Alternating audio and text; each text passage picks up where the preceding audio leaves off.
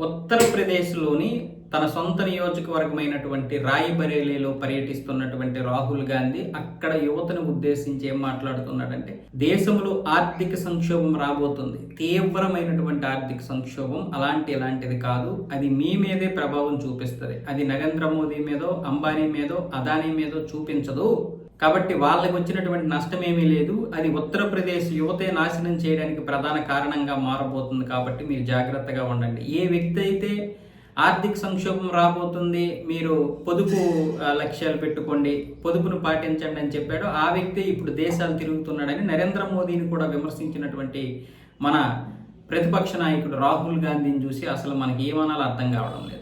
అంటే దేశం తొందరగా నాశనం అయిపోతే సంతోషించేటటువంటి వ్యక్తి ఎవరు అంటే రాహుల్ గాంధీ. అందులో ఎటువంటి సందేహము లేదు. ఎందుకంటే ఈ దేశం ఎప్పుడు నాశనం అయిపోద్దా, నేను ఎప్పుడు ప్రధాని అవుతానా అని చూస్తున్నాడే తప్ప ఈ దేశాన్ని బాగుపరిచి ఈ దేశంలో నేను ప్రధానిగా ఉండాలని ఆ వ్యక్తి ఎప్పుడూ కోరుకోలేదు.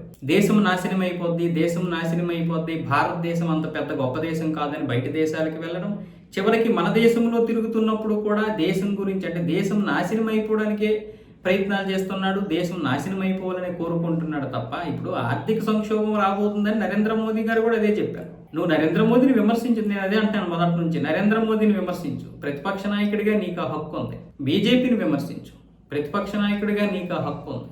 కానీ దేశం ఎంత తొందరగా నాశనం అయిపోద్దా అని యువతని తప్పుతో పట్టిస్తుంటే అది నీకు ఎవడు నేర్పించాడు? ఈ రాజకీయాలు ఎవడు నీకు గురువు నాకు అర్థం కావడం లేదు. కానీ ఇంత దారుణమైనటువంటి మాటలు ఎవడైనా మాట్లాడతాడు? ఒక నరేంద్ర మోదీ ఈరోజు ప్రపంచ దేశాలు తిరుగుతున్నాడు అంటే అది పొదుపు కాదని నువ్వు ఎలాగనుకుంటావు?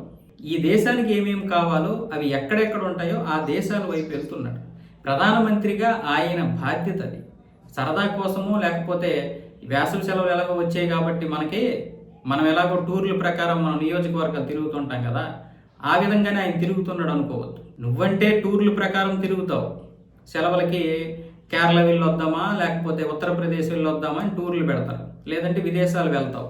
ఇప్పటికే 57 సార్లు విదేశాలు వెళ్ళావు. ఎందుకు వెళ్ళావో ఎవరికి తెలియదు. ఆ 4-5 సార్లు తెలుసు అంటే అప్పుడు కూడా భారతదేశం మీద విరుచుకుపడ్డావు. భారతదేశం అనే దేశం నాశనం అయిపోవాలని కోరుకున్నటువంటి సొంత దేశ ప్రతిపక్ష నాయకుడు నిన్నే చూస్తున్నాను నేను. ఎందుకంటే నీకు ఈ దేశం అంటే ప్రేమ ఉండదు. ఆయన అలా కాదు కదా నరేంద్ర మోదీ. ఈ దేశం కోసం తాపత్రయపడుతున్నాడు, ఈ దేశం కోసం తపన పడుతున్నాడు. రాజకీయంగా లోపాలు ఉంటే విమర్శించండి, నేనేం కాదనట్లేదు. లోపాలు లేవని చెప్పను, విమర్శించొద్దని చెప్పను. కానీ దేశం ఎంత తొందరగా నాశనం అయిపోవాలని కోరుకుంటున్నటువంటి వ్యక్తిని నిన్నే చూస్తున్నాను. ప్రజలు భయభ్రాంతులకు గురి చేస్తావా? ఇప్పటికే కేంద్ర ప్రభుత్వాలు, చాలా రాష్ట్ర ప్రభుత్వాలు పొదుపు మంత్రాలు పాటిస్తున్నాయి. మీ రేవంత్ రెడ్డి కూడా కాన్వాయ్ని తగ్గించాలని చెప్తున్నాడుగా, కానీ ఆయన పాటు జ్ఞానమైన ఉండాలి కదా. ఇప్పటికే పిఎం యొక్క కాన్వాయ్ని తగ్గించారు. రాష్ట్ర ముఖ్యమంత్రులు, మంత్రులు వాళ్ళు కూడా వాళ్ళ యొక్క కాన్వాయ్ని తగ్గించుకుంటున్నారు. ఇంత చేస్తున్నారు. మరి దేశం ఇలా ఆర్థిక సమస్యల్లో ఉంది, దాన్ని ఎలాగోలా బయటపడడానికి కొన్ని సలహాలు ఇవ్వు. క్యాబినెట్లో కూర్చో, తప్పేముంది? క్యాబినెట్ మంత్రివర్గంలో మీరు కూడా సలహాలు ఇవ్వండి. ఇలాంటి ప్రతిపక్ష నాయకుడిని బహుశా మనం ఎక్కడా చూడం. ఇంత దారుణమైనటువంటి ప్రతిపక్ష నాయకుడు, దేశం యొక్క చెడును కోరుకునే వ్యక్తి, పతనాన్ని కోరుకునే వ్యక్తిని ఉన్నారు. కానీ చాలామంది రాజకీయ నాయకులు అయ్యి బాబు ఇలాంటి వ్యక్తి మరి రాజకీయ అవగాహన లేదు, మరి లేకపోతే ఆ జీన్సే అంతా అర్థం కాదు.